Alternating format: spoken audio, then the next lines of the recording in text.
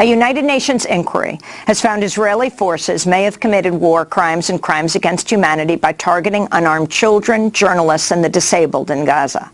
The report released by the UN Human Rights Council Thursday looked at Israel's bloody response to weekly Great March of Return demonstrations launched by Palestinians in Gaza nearly a year ago, targeting Israel's heavily militarized separation barrier. The report found Israeli forces have killed 183 Palestinians, almost all of them with live ammunition. The dead included 35 children. 23,000 people were injured, including over 6,000 shot by live ammunition. Santiago Canton chaired the UN Commission. The Commission has found reasonable grounds to believe that Israeli security forces committed serious violations of human rights and international humanitarian law.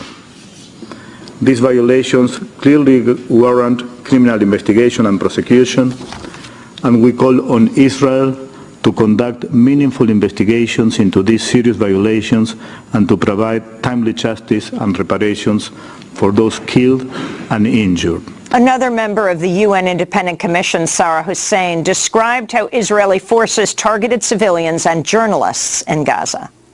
We're saying that they have intentionally shot children, they've intentionally shot people with disabilities, they've intentionally shot journalists, knowing them to be children, people with disabilities and journalists. Some of the children, not all of the children are visibly children perhaps, but many of them are.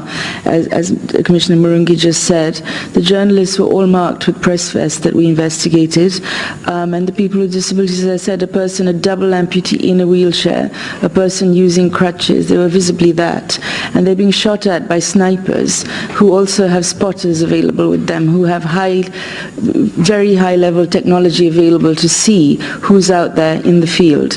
The UN report called on nations to arrest, quote, persons alleged to have committed or ordered to have committed the international crimes, unquote, or to seek their extradition. The UN also demanded Israel immediately lift the blockade on Gaza.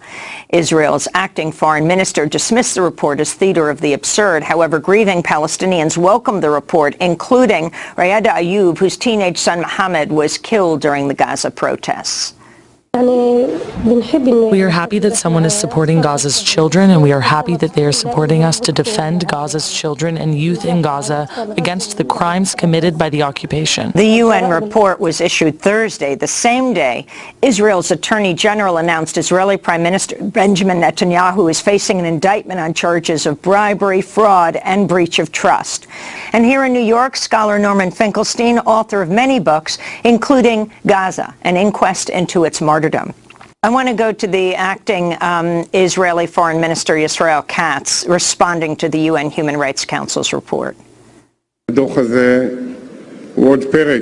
report is another chapter in the theater of the absurd, produced occasionally by the United Nations Human Rights Council, another hostile, mendacious, and slanted report against the State of Israel. It's a report based on distorted information in which the facts were not at all checked, whose only purpose is to slander the only democracy in the Middle East and harm our right to self-defense in the face of the terrorism of a murderous organization. The State of Israel outright rejects this report.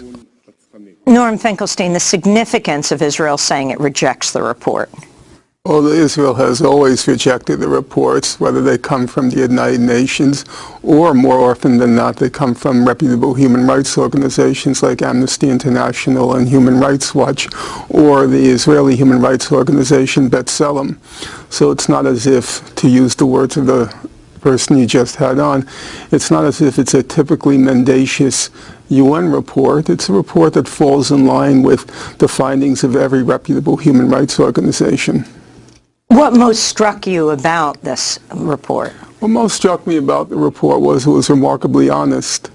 It was very forthright in its conclusions, and it didn't fake this kind of balance which most human rights organizations, even reputable ones, attempt between Israel and the United States. So just to take a couple of examples, it forthrightly stated that Israel targets intentionally children during these demonstrations. It targets reporters, it targets medical personnel. That's unusual. Allow me just two examples which you would be familiar with. So when there was the killings during Operation Protective Edge of the 4 children who were playing hide and seek. This was back in 2014. In 2014. Recently, The Intercept had an article on those 4 killings of the 4 kids, and had the story that they weren't really intentionally killed. It was an accident. It was a mistake. And same thing with the New York Times when it had the big story on Razan al-Najjar, which was quoted everywhere. The essence of the story was there was this Israeli sniper's bullet. It hit the ground, ricocheted, and then accidentally hit 3 Israeli medical personnel. It was a magic bullet because there was a huge crowd of people, but this magic bullet only hit 3 medical personnel. But this human rights report by the Human Rights Council, it's very straightforward. It says intentionally targets children, intentionally targets even disabled persons, and that to me was a credit to them, that there was no fake balance. If you look at the proportions, when it looks at the damages done to the people of Gaza, they devote 10 full pages. And then there's a section called Impact on Israel. It's 3 paragraphs.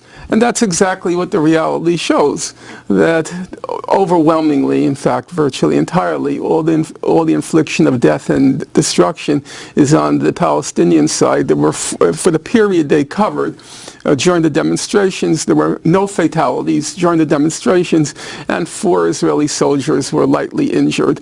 These are massacres. They're not conflicts, they're not engagements, they're just outright massacres of overwhelmingly unarmed, nonviolent demonstrators. This report comes out as the Attorney General of Israel says he's going to indict the Prime Minister, Benjamin Netanyahu. The significance of this? Well, the Israelis ignore the reports, so in that context, it's not significant. However, there is a critical significance. Namely, the International Criminal Court has had now 2 cases referred to it on the situation among the Palestinians. One case is on the Mavi Marmara, the flotilla in 2010 that came under Israeli attack. And the second case is on Israeli war crimes in the West Bank, mostly the settlements, and Operation Protective Edge in Gaza. Now, the Chief of Staff during Operation Protective Edge during July-August 2014, the Israeli Chief of Staff was Gantz. I guess his first name is Benny, but I could be mistaken, Gantz. And the fact of the matter is, if Netanyahu is out, Gantz will probably be the Prime Minister, and he will be up for indictment by the International Criminal Court. The Chief Prosecutor, Fatou Bensouda, is desperately trying not to investigate Israeli war crimes, but within the International Criminal Court, there's been an unprecedented pushback.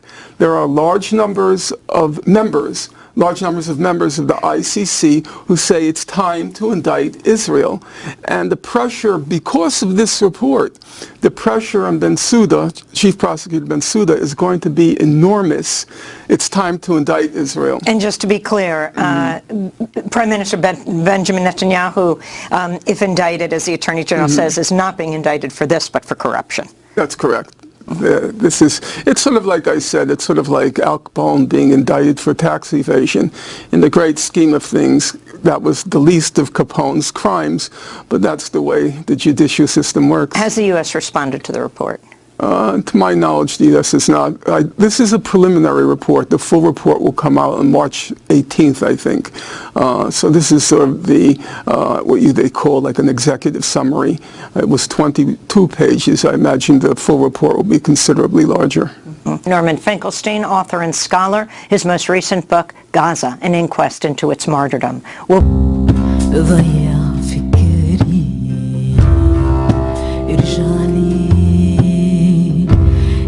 قلبي ثمك جنني بعدك يا عمري